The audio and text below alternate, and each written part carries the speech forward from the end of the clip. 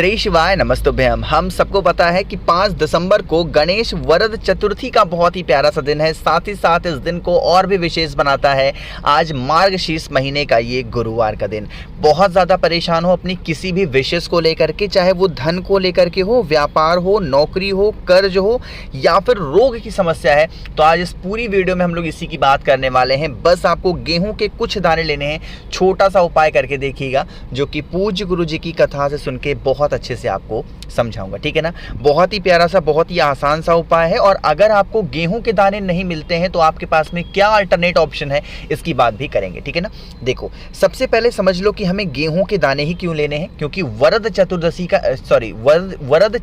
का जो ऐसा दिन होता है, इस दिन अनाज के दाने का बहुत बड़ा महत्व है। और अनाज के दानों में सबसे बड़ा महत्व होता है गेहूं के दाने का। तो अगर आपके पास में गेहूं के दाने मिल जाते हैं, ज़्यादा नहीं, बस आपको थोड़ा सा एक चुटकी के आसपास चाहिए, अगर मिल जाते हैं तो बहुत अच्छी बात है। और अगर नहीं मिल पाते हैं तो आप अनाज में कुछ भी ले सकते हो, चाहे मूंग ले लो या फिर आप चाहे ज्वार ले सकते हो, या फिर जो भी चीज़ें अनाज में आती हैं आप किसी को ले लो, ठीक है ना। लेने के बाद में हमें ज़रूरत पड़ेगी इस तरीके से बेल पत्र की। अब बेल पत्र क्यों लेना है, क्योंकि बेल पत्र भोले शंकर का सबसे प्रिय चीज़ होता है, इसीलिए बेल पत्र लेना है मात्र एक, इससे ज़्यादा मत लेना, जो कहीं से कटा फिटा नहीं होना चाहिए, ठीक है ना। इतनी सारी चीज़ों को लिया और सीधा पहुँचेंगे महादेव के शिवलिंग के पास में। देखो, मेरी बात बहुत यहाँ पर ध्यान से समझिएगा। ये कौन सा दिन है? वरद चतुर्थी का दिन है। साथ ही साथ ये कौन सा दिन है? आपका गुरुवार का। आपको पता होगा महादेव के शिवलिंग के ऊपर जो शिवलिंग का राइट साइड होता है, किसका होता है? भगवान गणेश का स्थान। अरे होता है कि नहीं होता है? सबसे पहले क्या करेंगे, विघ्नहर्ता भगवान गणेश से उनका जो भी नाम आपको प्रिय हो, मयूर ध्वज का स्मरण करना है, फिर जो भी नाम आपको ध्यान आता हो, उस नाम से आपको गेहूं के दाने या फिर अनाज के दाने को भगवान गणेश के स्थान पे अपने जीवन की जो प्रॉब्लम हो, समस्या हो, उसको कहते हुए अगर आप समर्पित करते हैं, और फिर जो एक बेलपत्र मैंने आपको दिखाया, उस एक बेलपत्र को कहां पे समर्पित करना है? माता अशोक सुंदरी के स्थान पे। देखो, गेहूं के दाने को सिर्फ और सिर्फ कहां पे चढ़ाओगे? भगवान गणेश के स्थान पे। लेकिन जो हमने बेलपत्र लिया है उसको कहां पे चढ़ाएंगे? माता अशोक सुंदरी के स्थान पे। अब थोड़ा सा तरीका समझते हैं जल चढ़ाने का। जो आपके पास में तांबे के लोटे में जल है, उस जल को सबसे पहले इस बेलपत्र के ऊपर चढ़ाएंगे, और बेलपत्र के ऊपर चढ़ाते ही आपको जल की धार तोड़नी नहीं है। वही जल कहां पे चढ़ा दोगे?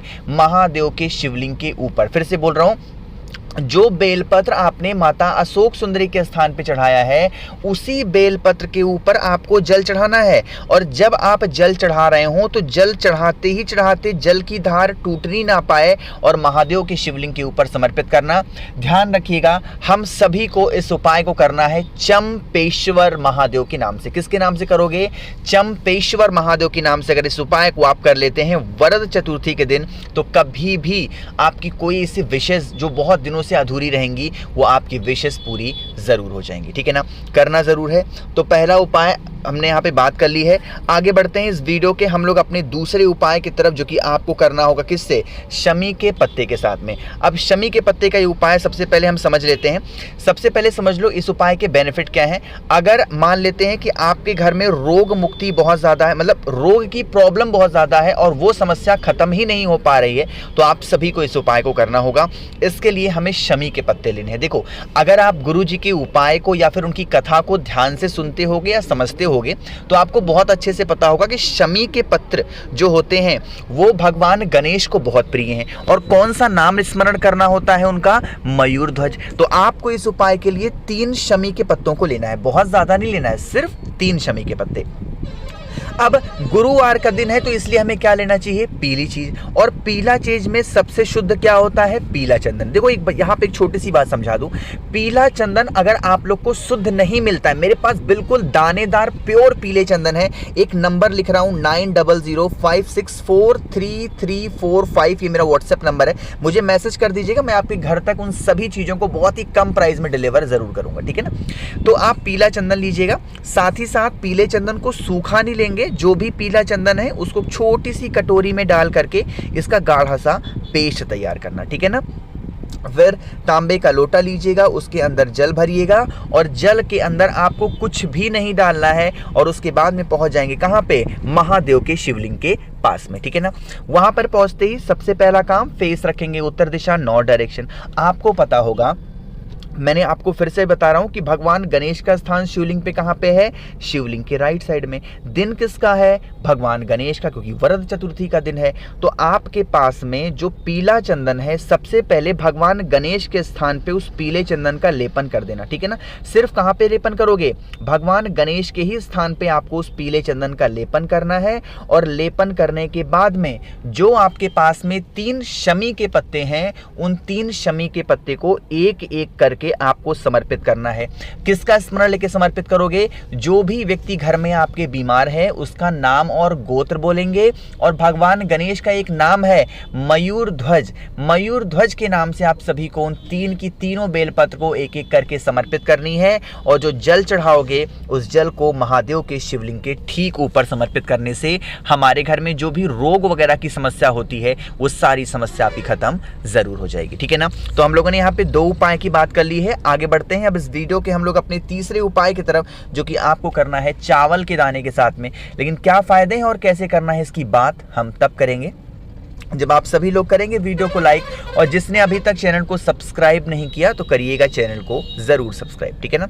चलो बात करते हैं इस उपाय की।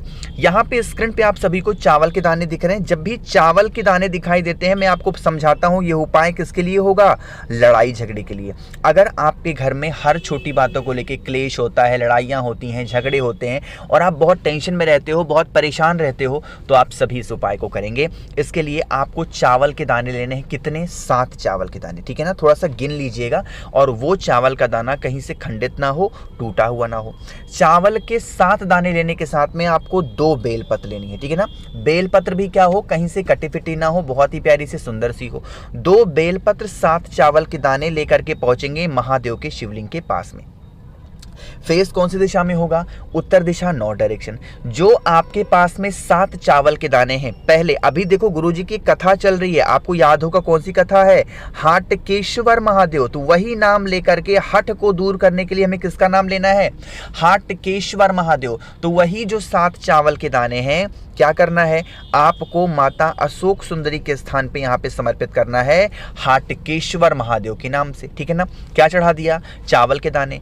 चावल के दाने समर्पित करने के बाद में जो आपके पास में 2 बेलपत्र है, एक बेलपत्र आप इन्हीं चावल के दाने के ऊपर चढ़ा देना। और फिर जो मैंने आपको जल दिखाया, अभी दूसरा बेलपत्र कहीं नहीं चढ़ाएंगे। जो पहला बेलपत्र आपने चावल के दाने के ऊपर चढ़ाया है, जल को कहां पे चढ़ाओगे, महादेव के शिवलिंग के ऊपर। जब जल चढ़ा चुके, आप अपनी प्रार्थना को कह लो। उसके बाद में जो आपके पास में एक बेलपत्र है, उस बेलपत्र को यहीं पे एकदम ऊपर आपको समर्पित करना है। और जब जल चढ़ाने के बाद में बेलपत्र महादेव के शिवलिंग के ऊपर समर्पित करोगे, तो भोले शंकर से यही प्रार्थना करेंगे, हे शिव शंभु भोलेनाथ, हमारे घर का ये इंसान है, बहुत गुस्सा करता, क्रोध करता, क्लेश करता, आप इसके दिमाग को ठीक करें, आप हमारे घर में सुख, शांति और समृद्धि को प्रदान करें। कुछ इस प्रकार से प्रार्थना करते हुए आपको लास्ट में उस एक बेलपत्र को महादेव के शिवलिंग के ऊपर चढ़ाना है, ठीक है ना। तो यहाँ पे हम लोगों ने 3 उपाय की बात कर ली। एक आखिरी उपाय और बहुत ही छोटे से उपाय की बात करते हैं। जब भी वरद चतुर्थी का दिन आता है महीने में, इस उपाय को मैं आपको याद जरूर दिलाता हूँ, ठीक है ना। देखो, अगर गुरुजी की कथा मैं फिर से बोल रहा हूँ, आप ध्यान से सुनते होगे तो ये उपाय आपको याद आ रहा होगा। हमेशा जो भगवान गणेश होते हैं, उनको 2 चीजें बहुत प्रिय हैं। एक तो उनको प्रिय होता है क्या, मूंग के दाने, दूसरा उनको प्रिय होता है शमी का पत्ता, और तीसरा उनको प्रिय क्या होता है, दूर्वा। इन तीनों में से कोई भी एक चीज आपको मिल जाती है, ठीक है ना।